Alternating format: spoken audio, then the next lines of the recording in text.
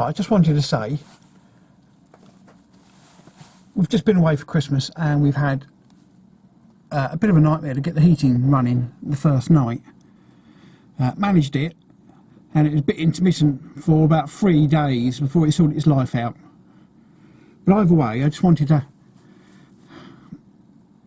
have a quick mention about this, I don't quite know how you pronounce it, Alde system for the Swift caravans, and lots of others do use it.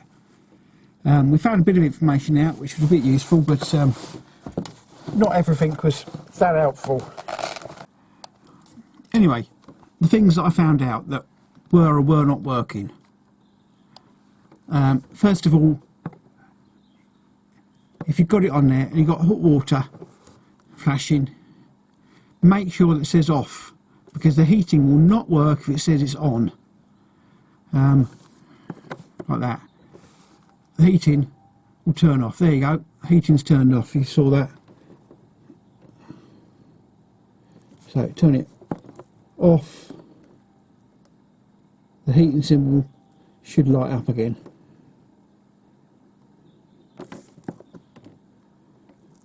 Anyway, this is basically for boosting the hot water. It does away with the heating system and uses all its energy for the hot water. I don't see you're really going to need that, but either way, if it says on, your heating will not work.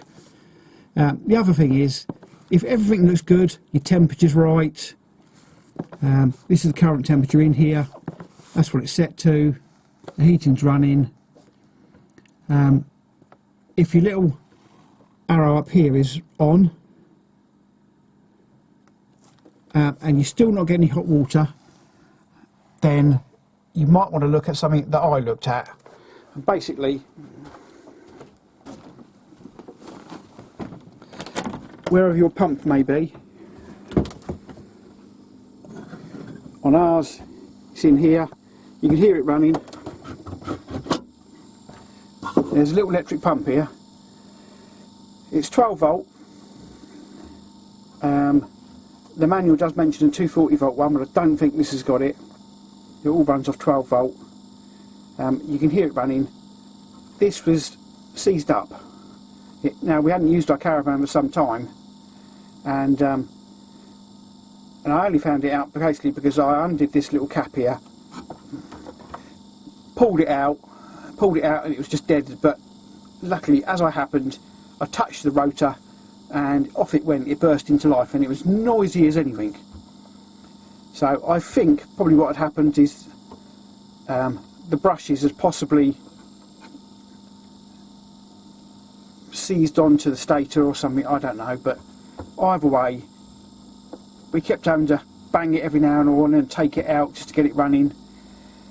But over the period of 3 days, it sorted its life out. So if you find yourself in a spot and your heating's not working, just pull this motor out. As long as the little swirly sign is there with the arrows is lit up, this should be pumping. So it's worth a look. If you've got hot water, you know the rest of the system seems to be okay. It's going to be that pump, I reckon. But it's something to note.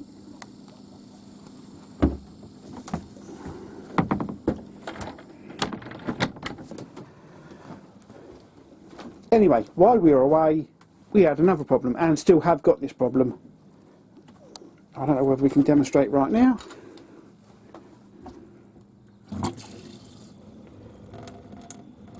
There we go. The pump is not working properly. It hopefully will burst into life.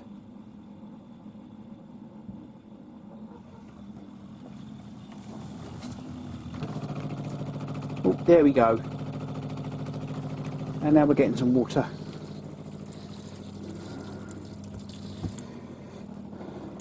So that does not always burst into life. So I think there's a problem with either the switch or the pump.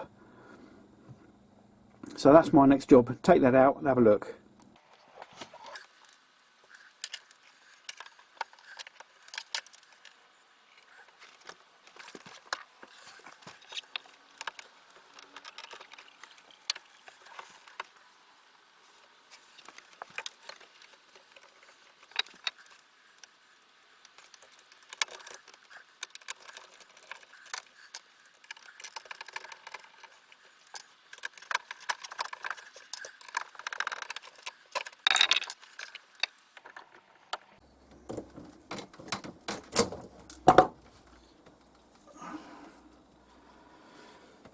So not a lot holding it in, 4 screws, 2 press fit connectors, and that's out. And it looks to me like it's got the pressure switch and the pump is one combined unit. Okay, so I've got the pump on the bench, and it says it's made by Flojet, and it's an R34 26504. 2.2 amps, 12 volt.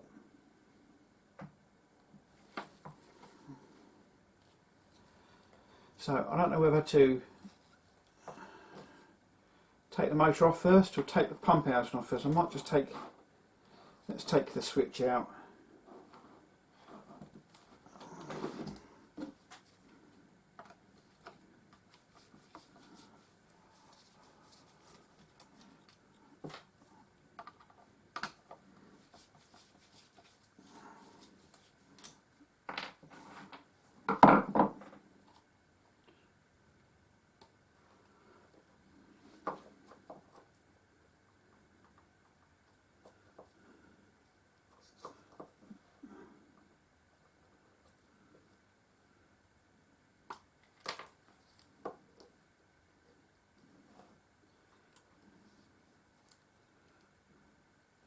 Well, there's not much to that.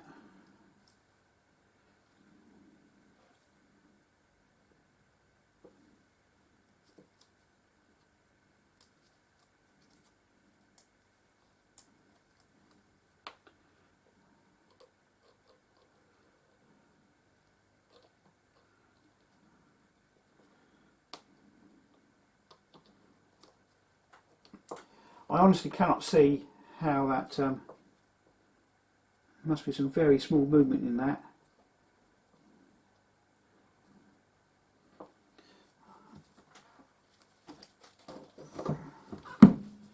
I might just take that apart as well and have a look.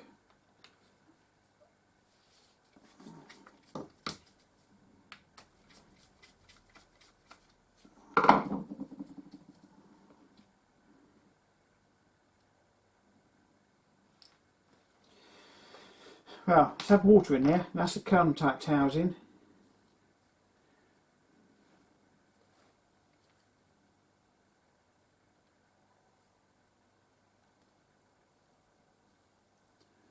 So I wonder whether that could be the problem.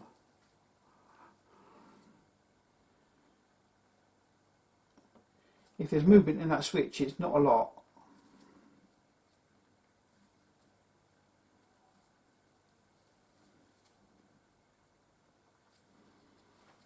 I can test that with a multimeter.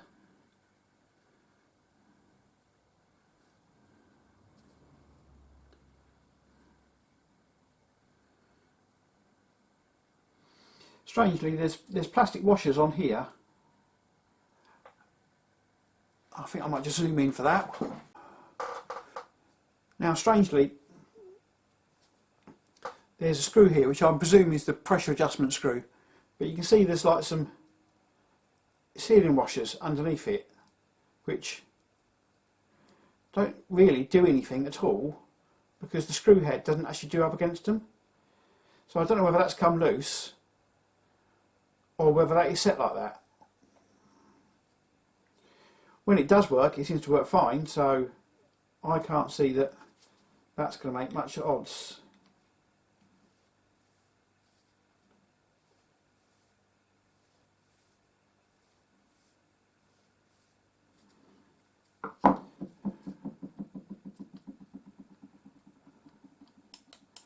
Aha, there we go, look. That does move. Well, I was just moving the free play.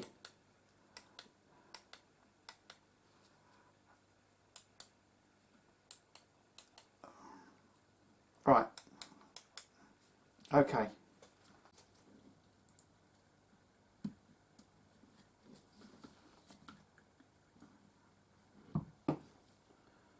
Looks like a little one-way valve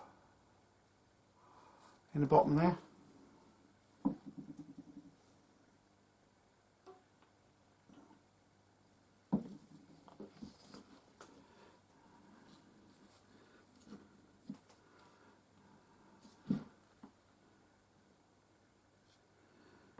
No idea what this is. 2 small screws hold it in. But I'm going to take the main body off.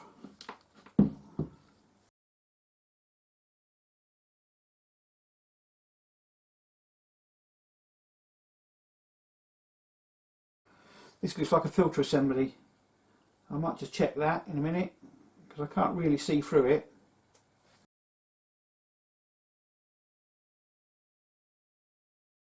So it looks like we've got 2 different lengths here going on, and the corner ones are short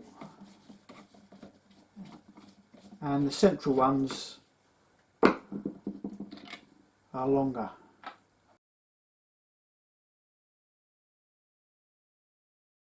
Right, well, there's nothing in the main body except that, and I wonder whether that's some sort of pressure relief valve.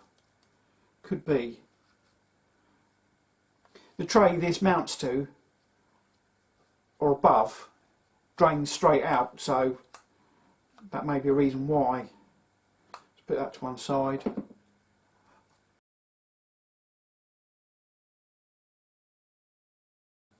Okay, there we are.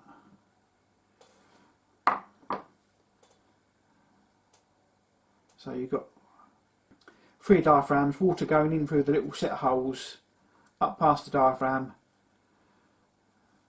and then possibly a plunger pushing it out of those ones.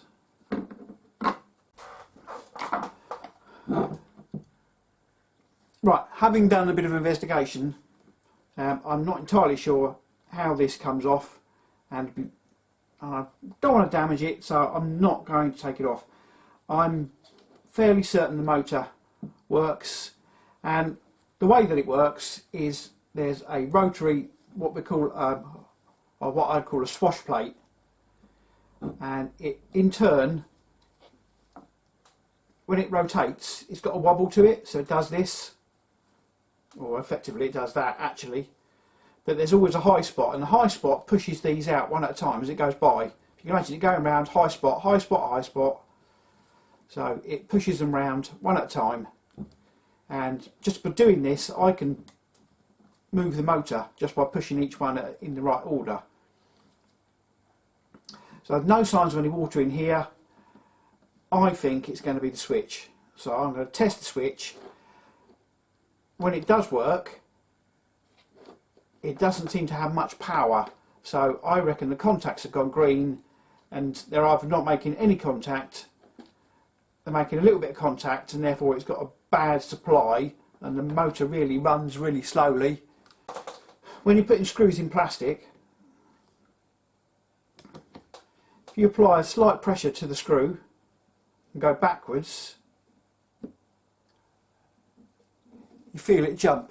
I'll show you that again.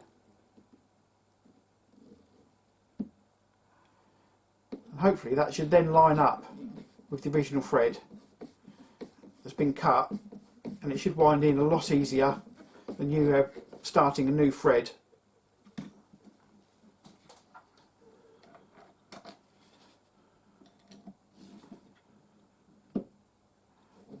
Hear it? Go around full turn, there we are. You see how easy that goes in?